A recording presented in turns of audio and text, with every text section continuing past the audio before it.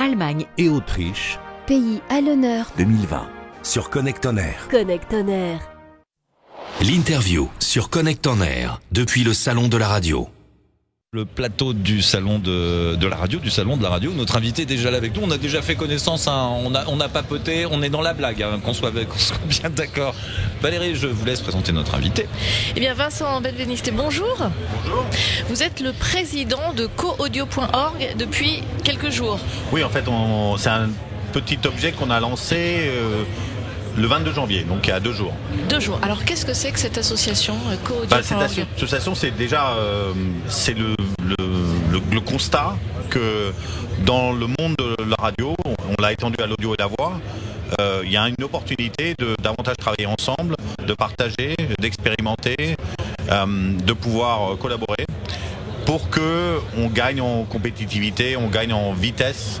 J'ai entendu les éléments du programme dont vous avez parlé ce matin.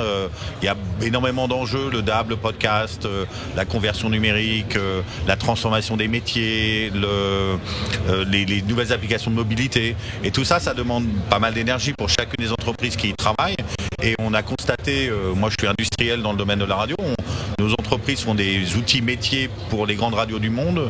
Environ un tiers des grandes radios du monde utilisent nos outils, donc on est un acteur majeur du monde de la radio. Et on constate qu'il n'y a pas assez de travailler ensemble à l'intérieur de l'écosystème. Donc on s'est dit, pourquoi pas faire une coopérative à projet qui va pouvoir offrir une plateforme à des gens qui ont un besoin, qui ont une envie, qui cherchent à régler un problème d'entreprise qui est important, et faisons-le sous forme coopérative, plus altruiste qu'une relation commerciale classique. Le site c'est coaudio.org, COODIO.org. Coopérative audio. C'est international ? Voilà. Alors, ça a vocation. Pour l'instant, le site est en français. On a démarré il y a 2 jours. Le site est en français. Il y a déjà une communauté française qui est très large, qui s'y intéresse. Quel type de radio s'y intéresse aujourd'hui ? Ce sont des radios publiques, privées Il y a beaucoup de grands acteurs, beaucoup d'acteurs privés qui s'y intéressent. Pour l'instant, on est au début. On a une quinzaine d'adhésions à notre association.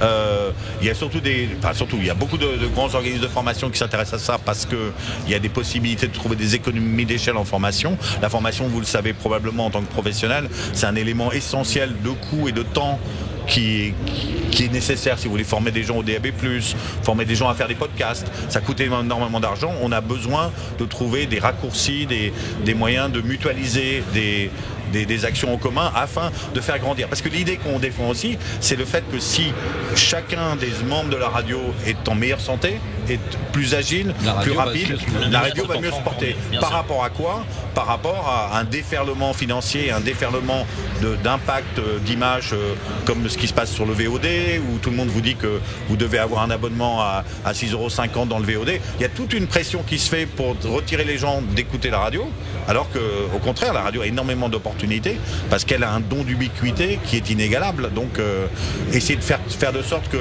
toutes ces opportunités ne soient pas un étouffoir pour les membres de la radio, c'est-à-dire vous voulez faire du podcast, vous voulez faire du DAB, ça vous demande beaucoup d'énergie pour vous adapter. Et on cherche à simplifier ce travail-là. Et du coup, ça va niveler un petit peu parce que les grands acteurs de la radio et les petits acteurs vont se retrouver sur la même plateforme et du coup vont pouvoir profiter de l'expérience des grands pour pouvoir aussi se développer. Oui, alors niveler, il y a peut-être une connotation négative sur le fait de niveler, niveler par le haut. Non, mais par contre, c'est effectivement un élément important, c'est-à-dire que on voit qu'il y a des associatifs qui ont énormément de capacités d'innovation et qui pourraient aider les grands groupes à réfléchir, et réciproquement les grands groupes ont une capacité de travailler. À notre niveau, on est un industriel majeur de ce secteur, mais il y a énormément de toutes petites entreprises qui ont énormément de mal à accéder au marché parce qu'il y a beaucoup de complexité dans les relations entre les petites entreprises et les grandes entreprises. Et on voit beaucoup d'expériences dans le monde extérieur à la radio, par exemple l'aéronautique. On voit que l'aéronautique a fait une mutation depuis 30 ans dont l'impact n'est pas que positif. Mais l'impact, c'est qu'il y a des grandes activités industrielles en aéronautique, on en a beaucoup en Europe, mais aussi il y a un accroissement du trafic aérien, une simplification de l'accès aux avions, il y a un choix, toute cette numérisation qui s'est passée dans l'aéronautique, qui est énorme, on pourrait tout à fait le faire dans le monde de la radio, qui est un tout petit secteur industriel par rapport au nombre d'activités qu'une société peut avoir.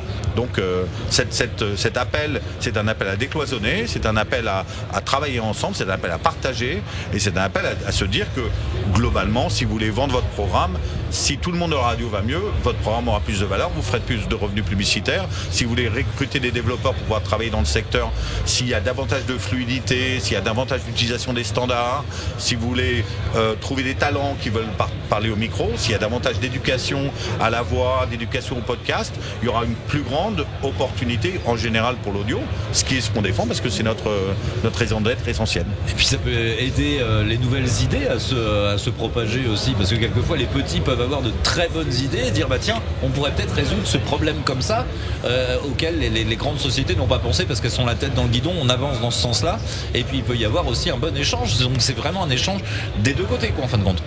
Vous avez tout à fait raison, on a des exemples, par exemple, on a déjà commencé des réalisations. Si vous allez sur le site de codio.org, c'est oodio.org, je fais un peu de publicité. Il est très fort pour le vendre. En fait, en plus, je le vends d'autant plus qu'on n'a rien à vendre, au sens, oui, façon de parler. On cherche à ce que des gens, on a une adhésion qui est à 60 € par an, que vous soyez un très grand groupe, un individu, on fait intentionnellement un effort pour dire voilà, on ouvre les portes le plus possible, et on a déjà réalisé des projets. Donc pour répondre directement à votre question, on a par exemple fait un pop-up radio à Montpellier en avril. Un pop-up radio, ça consiste en quoi? On s'est dit tiens, pourquoi est-ce qu'on n'imaginerait pas de monter une radio en 1 heure et de diffuser une radio pendant 1 heure, même en FM, on l'a fait. C'était illégal, mais on l'a fait. Bravo. Oui, et en fait on a fait ça, et on a fait cette gageure, c'est qu'on a réuni des gens qui ont chacun un élément de compétences dans le domaine de la radio, un journaliste, un animateur, un technicien, des gens du software, et on les a mis tous ensemble. Pendant 1 heure, ils ont créé, et le programme est monté, toute la technologie qui permet de faire tourner l'ensemble du système, et pendant 1 heure, ils ont diffusé. Bon, et ben très bien. En tout cas, c'est un beau programme qu'on peut retrouver sur votre site. On va le rappeler quand même, puisqu'on ne l'a pas assez dit, je pense. Je ne sais pas si j'ai déjà dit, mais c'est coodio.org. Je savais bien que ça disait quelque chose. Les adhésions sont ouvertes. Et la personne que je représente ici, c'est Benoît Hillinger, qui est le porteur du projet de la Codio. Moi, je suis le président, je suis l'initiateur du projet, mais c'est surtout lui la cheville ouvrière. Et il est sur le site et il est disponible pour pouvoir échanger avec tous les professionnels de la radio. Eh bien, merci Monsieur le Président, merci d'être venu sur le plateau de la radio, du Salon de la Radio.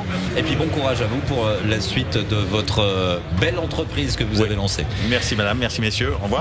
Merci, au revoir. Salon de la radio et de l'audio digital. Jeudi 23, vendredi 24 et samedi 25 janvier 2020.